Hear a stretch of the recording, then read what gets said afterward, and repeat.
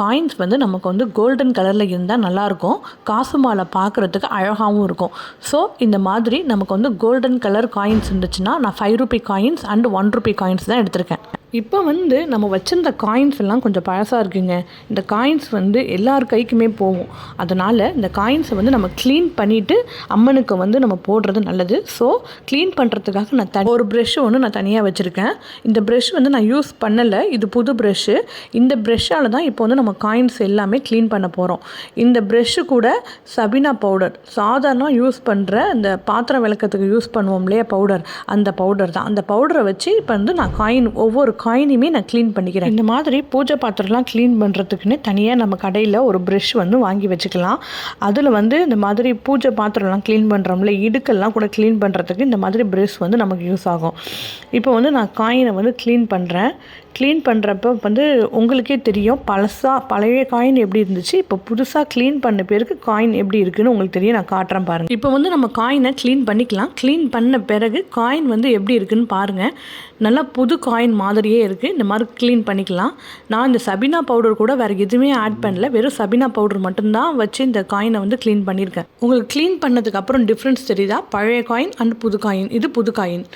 நல்லா பாருங்கள், க்ளீனாக இருக்குது பாருங்கள். இப்போ எல்லா காயினுமே நம்ம வந்து க்ளீன் பண்ணி எடுத்துக்கலாம். க்ளீன் பண்ணி எடுத்த பிறகு காயின்ஸில் கொஞ்சம் ஈரம் இருக்குல்ல, இந்த ஈரப்பதம் போகிறதுக்காக நம்ம ஒரு காட்டன் துணியை வச்சு ஃபுல்லாக அந்த ஈரத்தெல்லாம் எடுத்துக்கலாம். இப்போ நம்ம க்ளீன் பண்ண காயின் எல்லாமே நம்ம நார்மலாக யூஸ் பண்ணுற சலோ டேப் இருக்குல்ல, அந்த சலோ டேப்பில் 1 by 1 நம்ம வந்து ஒட்டிக்கலாம். ஃபஸ்ட்டு நான் 5 ரூபி காயின் வந்து ஒட்டிக்கிறேன், அப்புறம் வந்து 1 ரூபி காயின், அந்த மாதிரி மாற்றி நான் வந்து ஒட்டிக்கிறேன். காயின்ஸை வந்து நல்லா கார்னரில் ஓட்டுறது நல்லது. ஏன்னா இந்த கார்னரில் வந்து நம்ம மஞ்சள் கயிறு தான் ஒட்ட போகிறோம். அம்மனுக்கு வந்து மஞ்சள் கயிறோட சேர்த்து இந்த காயின் தான் நம்ம போட போகிறோம். இப்போ வந்து ஒரு சைடு ஃபுல்லாகவே நம்ம காயின் ஒட்டியாச்சு. அப்புறம் வந்து பேலன்ஸ் இருக்குல்ல இந்த இடத்துல வந்து மஞ்சள் கயிறு. இந்த மஞ்சள் கயிறு வந்து சுமங்கலி செட்டில் இருந்த மஞ்சள் கயிறு தான். மஞ்சள் கயிறு போட்டால் நல்லது. ஸோ வந்து மஞ்சள் கயிறோட காயின்ஸ் சேர்த்து தான் நான் அம்மனுக்கு வந்து போட போகிறேன். இப்போ வந்து காசு மாலை நமக்கு 2 சைடுமே ரெடி ஆயிடுச்சு. எக்ஸ்ட்ராவாக தெரிகிற மஞ்சள் கயிறு அண்ட் சலோ டேப் இது ரெண்டுத்தையுமே நம்ம சிசரால் வந்து கட் பண்ணி எடுத்துக்கலாம். சிசரால் கட் பண்ணும்போது பார்த்தீங்கன்னா கொஞ்சம் அழகாக இருக்கும். காசு மாலை வந்து நல்ல நீட்டாக இருக்கும். ஓம் புன்னகை புரிபவளே போற்றி, ஓம் தங்க காசு மாலை அணிந்தவளே போற்றி, ஓம் தரித்திரம் அகற்றுபவளே போற்றி, ஓம் சந்திரனுக்கு ஒப்பானவளே போற்றி, ஓம் செல்வந்தன். இப்போ வந்து நமக்கு வந்து காசு மாலை ரெடி ஆகிடுச்சு.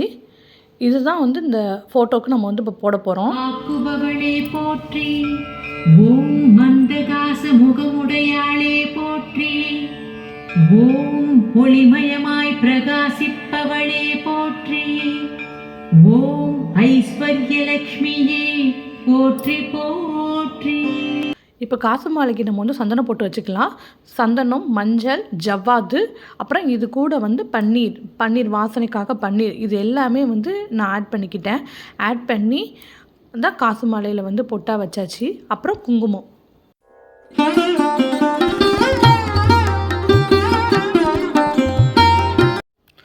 என்கிட்ட வந்து என்ன அம்மன் படம் இருக்குன்னா மகாலட்சுமி, இது கூட வந்து குபேர லக்ஷ்மி படம் தான் என்கிட்ட இருக்குது. இந்த படத்துக்கு தான் இப்போ வந்து நான் காசு மாலை போட போகிறேன். இந்த காசு மாலை வந்து இப்போ குபேரருக்கும் போட்ட மாதிரி இருக்கும், மகாலட்சுமிக்கும் போட்ட மாதிரி இருக்கும்.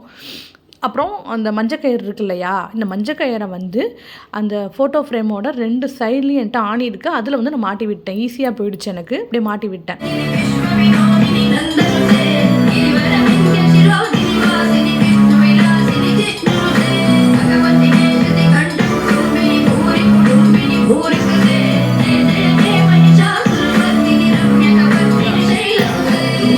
ஸோ ஃப்ரெண்ட்ஸ், நம்ம ஆசைப்பட்ட மாதிரியே நம்ம கையாலேயே காசு மாலை வந்து வீட்டில் உள்ள மகாலட்சுமி அப்புறம் குபேரர் இவங்க 2 பேருக்கு வந்து காசு மாலை போட்டாச்சு. ஏன்னா இவங்க 2 பேருமே செல்வத்துக்கு உகந்த தெய்வம். வெள்ளிக்கிழமையில் இந்த மாதிரி நம்ம கையாலே வந்து வீட்டில் உள்ள காயின்ஸை வச்சு காசு மாலை வந்து செஞ்சு போடுறது ரொம்ப விசேஷம்னு சொல்லுவாங்க. ஸோ வீடியோ பிடிச்சிருந்துச்சுன்னா லைக் பண்ணுங்கள். அண்ட் யாரெல்லாம் இன்னும் சேனலை சப்ஸ்கிரைப் பண்ணலையோ தயவு செஞ்சு சேனலை சப்ஸ்கிரைப் பண்ணுங்கள். இது வரைக்கும் வீடியோ பார்த்தவங்க எல்லாருக்குமே கோடான கோடி நன்றிகள்.